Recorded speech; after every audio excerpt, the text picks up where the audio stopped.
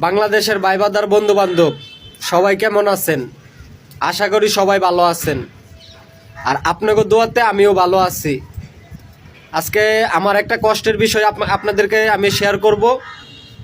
আমি এখন মূলত আছি দুবাই আছি। আমি দুবাইয়ে প্রিন্টারের কাজ করতেছি।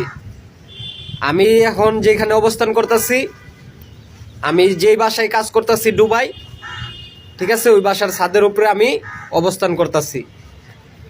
এখন অনেকের মনে প্রশ্ন থাকতে পারে, ভাই আমি ডুবাই না, আমি প্রমাণ দেখাইতেছি ভাই।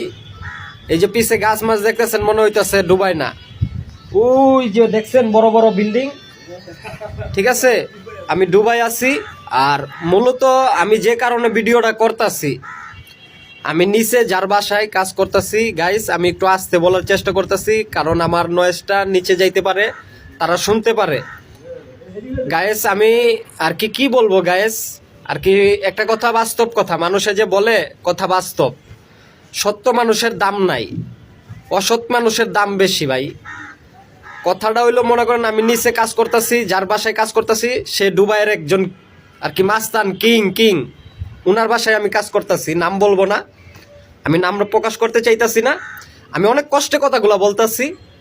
উনার বাসায় কাজ করছি ভাই, কাজ সুন্দরভাবে করতেছি, কিন্তু ওনার মিজাজটা কিরকম আমি বুঝতে পারি নাই গাইস। আমাকে মনে করেন কি উল্টাপাল্টা কি কইলো না কইলো, আমার গালি গালাজ করছে, কইরা বাইর করে দিছে। আমার পাশে যারা ছিল, আমার সাথে যারা ছিল, তারা বলছে ভাই তুমি একটু দূরে যাও কোনো জায়গার থেকে, বার নাহলে ছাদে। এই কারণে আমি ছাদে আইছি গাইস, আর ভিডিওটা করতেছি। আমার আর এই দুবাইয়ে থাকতে ভাল লাগতেছে না, আমার বাংলাদেশে যাইতে মন চাইতেছে। আমার বাংলাদেশের ভাই বাদার বন্ধু বান্ধব সবাই আমার দেখতে মন চাইতেছে।